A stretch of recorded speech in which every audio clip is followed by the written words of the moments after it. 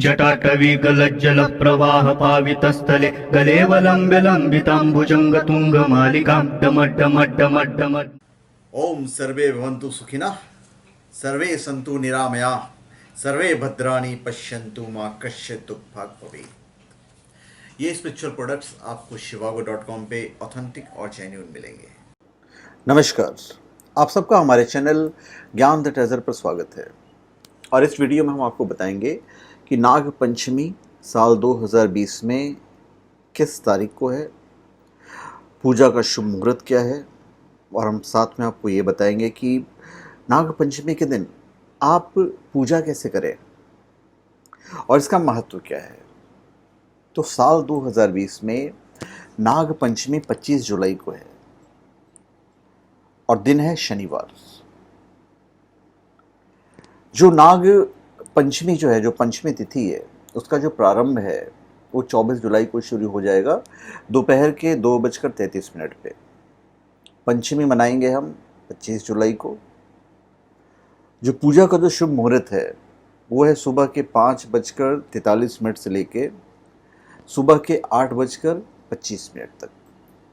दिल्ली की बात करें तो वहाँ पे 5:38 से लेके सुबह के 8:22 तक है। मतलब टोटल 2 घंटे 43 मिनट आपके पास पूजा का मुहूर्त है। उस वक्त आप पूजा कर सकते हैं।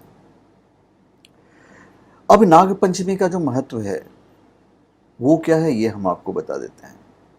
नाग पंचमी का एक प्रसंग तो भगवान श्री कृष्ण के साथ जुड़ा हुआ है, जहाँ पे जो कालिया नाग था उस पर उन्होंने विजय पाई थी, और उसी के उपलक्ष्य में नाग पंचमी मनाते हैं। नाग पंचमी की पूजा क्यों किया जाता है? नाग पंचमी पर नाग देवता की पूजा करने के उपरोक्त धार्मिक और सामाजिक कारण तो है ही, और साथ ही इसके ज्योतिषीय कारण भी है। ज्योतिष शास्त्र के अनुसार कुंडली में योगों के साथ साथ दोषों को भी देखा जाता है। कुंडली के दोषों में काल सर्प दोष जो है एक बहुत ही महत्वपूर्ण दोष है। काल सर्प दोष भी कई प्रकार के होते हैं, तो उसका जो निवारण है वो इस दिन किया जा सकता है, और लोग ट्राई करते भी हैं। श्रावण शुक्ल पंचमी में नाग व्रत किया जाता है, नाग पंचमी व्रत। यदि दूसरे दिन पंचमी 3 मुहूर्त से कम हो और पहले दिन 3 मुहूर्त से कम रहने वाली चतुर्थी से वो युक्त हो तो पहले दिन ये व्रत कर लिया जाता है। ऐसी भी मान्यता है कि यदि पहले दिन पंचमी 3 मुहूर्त है या उससे अधिक रहने वाली चतुर्थी से युक्त हो तो दूसरे दिन 2 मुहूर्त तक रहने वाले नाग पंचमी में भी यह व्रत किया जा सकता है।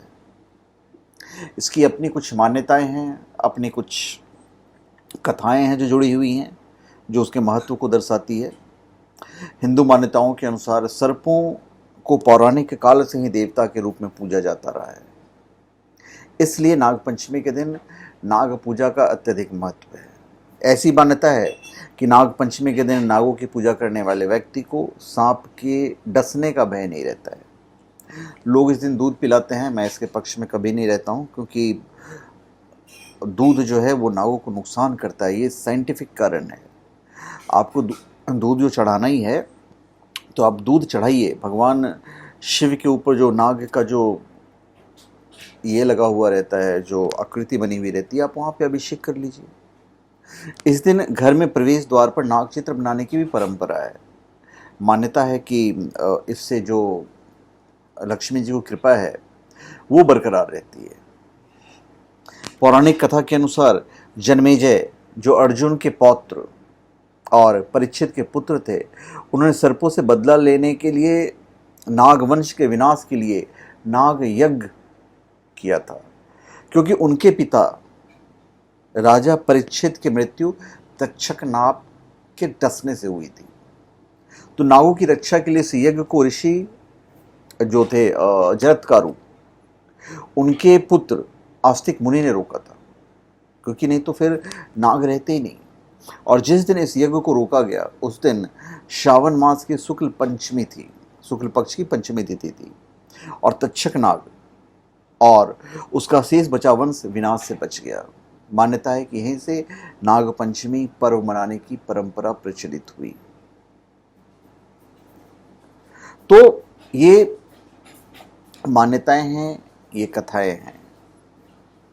हिंदू पुराणों के अनुसार ब्रह्मा जी के पुत्र ऋषि कश्यप की 4 पत्नियां थीं और मान्यता ये है कि उनकी पहली पत्नी से देवता और दूसरी पत्नी से गरुड़ और चौथी पत्नी से दैत्य उत्पन्न हुए। परंतु उनकी जो तीसरी पत्नी कद्रु थी, जिनका ताल्लुक नागवंश से था, उन्होंने नागों को उत्पन्न किया। अब हम आपको पूजन विधि बता देते हैं नाग पंचमी का। इस व्रत के देव 8 नाग माने गए हैं और इस दिन में अनंत, वासुकी, पद्म, महापद्म, तक्षक, कुलीर, कर्कट और शंख नामक 8 नागों की पूजा की जाती है। पर नागों की पूजा करने से पहले आपको भगवान शिव की पूजा करनी है। चतुर्थी के दिन एक बार भोजन करना है आपको और पंचमी के दिन उपवास करके शाम को आप भोजन कीजिए और उसमें लहसुन प्याज वगैरह नहीं रहना चाहिए और हो सके तो फलाहार करें तो ज़्यादा अच्छा है।